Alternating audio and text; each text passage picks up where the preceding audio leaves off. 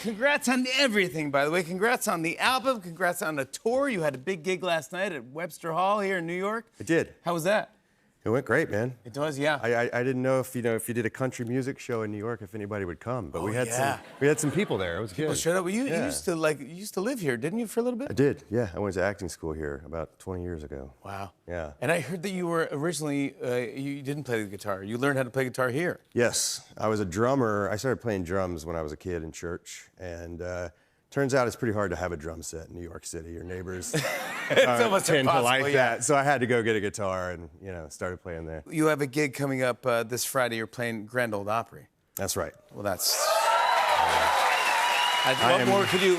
The luckiest guy on earth. What more can you ask for? Are you nervous about that? Are you excited? What do you want to do? Excited, man. Just really honored. Like, I don't know why they're letting me do it, but I'm very honored that they are letting me you do deserve it, bud. You're crushing it. You deserve it. I don't know if you know this, but at the Grand Ole Opry, they took the wood from the original Opry, so from its very first location. Of course. And they put it on the stage, so when you walk out into this circle, you're standing on the same wooden planks that everyone who's ever played the Opry has stood on. So it's like, yeah, man, it's going to be wild. That's so fun. Yeah. I was talking to you backstage, and I hope you don't mind telling this story now, but we were talking about the difference between doing Yellowstone or filming something as opposed to doing live in front of an audience where there's nothing like it. Yeah, exactly, the audience.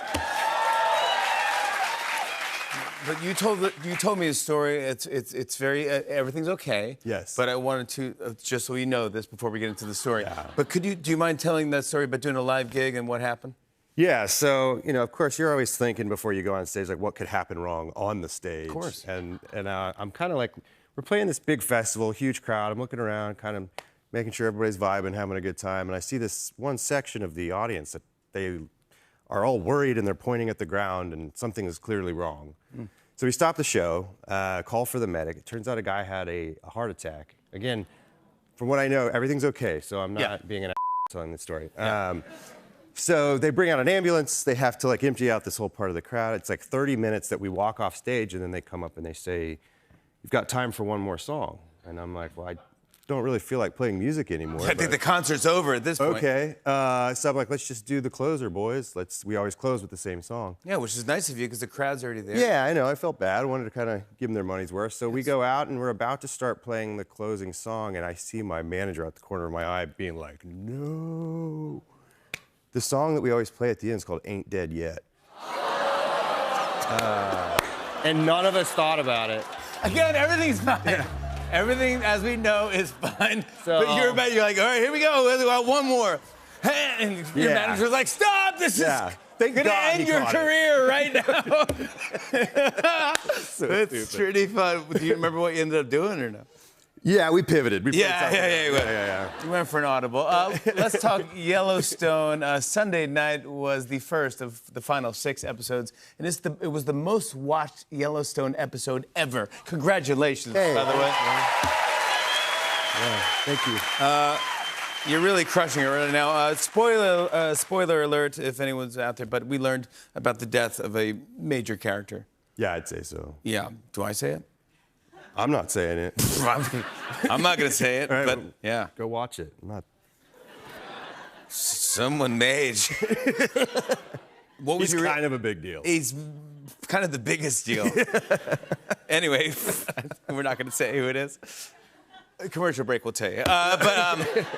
But when you read the script, you were like, oh my goodness. Yeah, of course. I mean, we always kind of knew it was coming. That's sort of how the show was set up, right? It was always going to go there. If this person goes away, can they still do it?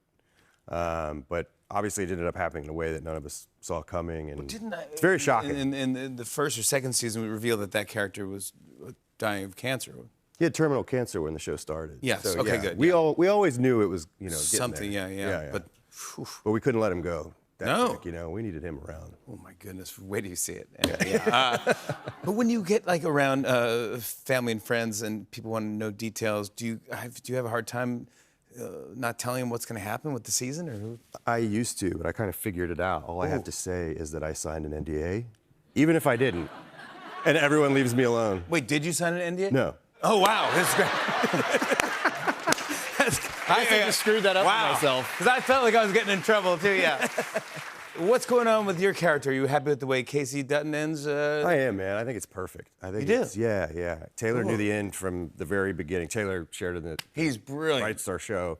But he told me, he was like, I don't want you to know how it ends, but I know how it ends. And then when I read it, I was like, glad he saved it. Yeah. It's really perfect. It really is. It is, man. That's so good. I'm trying to think of the last time I interviewed you, if there's any Easter eggs in what you just said now to how it ends. I think there might be. But I'll talk to you about it at commercial break. Yeah. I want to show everyone a clip. Here's Luke Grimes in Yellowstone. Take a look at this.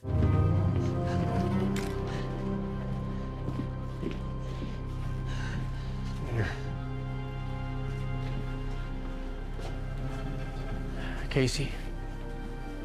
Where? You don't want to see this. Show me.